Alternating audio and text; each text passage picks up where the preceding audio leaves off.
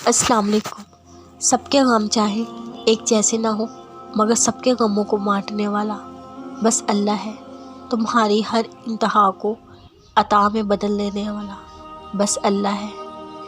तुम लाख गुनाहगार सही, मगर अल्लाह के दर से तुम कभी मायूस नहीं हो सकते। अल्लाह तो अपने शुक्र करने वाले बंदों का दोस्त है। मोहब्बतों में मौत से होते हैं, अगर वो मोहब्बतें अल्लाह के लिए की जाए।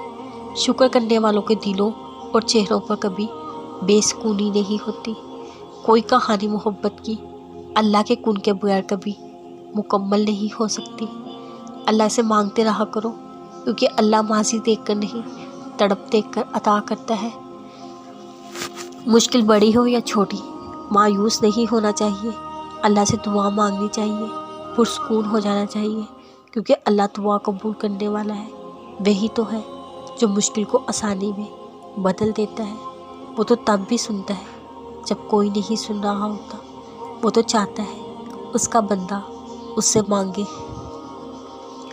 जब इंसान अपने बनाने वाले को भूल जाता है, तब वो सीधे रास्ते से भटक जाता है। ऐसे रास्ते पर चल पड़ता है जहाँ उसे ठोकरों के सिवा कुछ नहीं मिलता। कुरान में बहुत से राज छुपे हुए हैं। कुरान अपने राज उन पर ही खोलता है जो उन्हें खोलने की कोशिश करता है, और ये कोशिश हर मुसलमान को करनी चाहिए।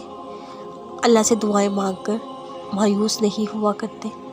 दुनियावी ज़िंदगी में इतना गुम नहीं हो जाना, चाहे अल्लाह को ही भूल जाए।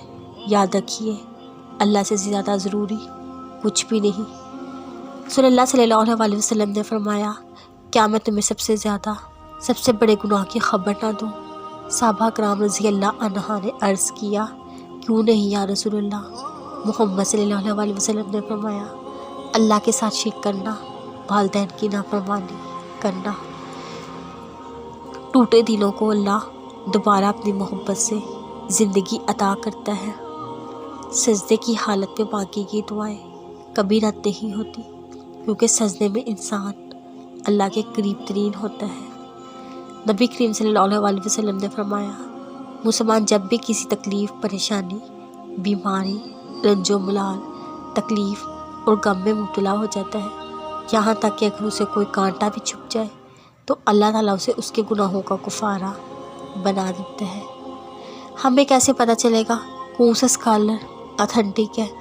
वो 70,000 खुश नसीब लोग जो बगैर हिसाब के जन्नत में जाएंगे।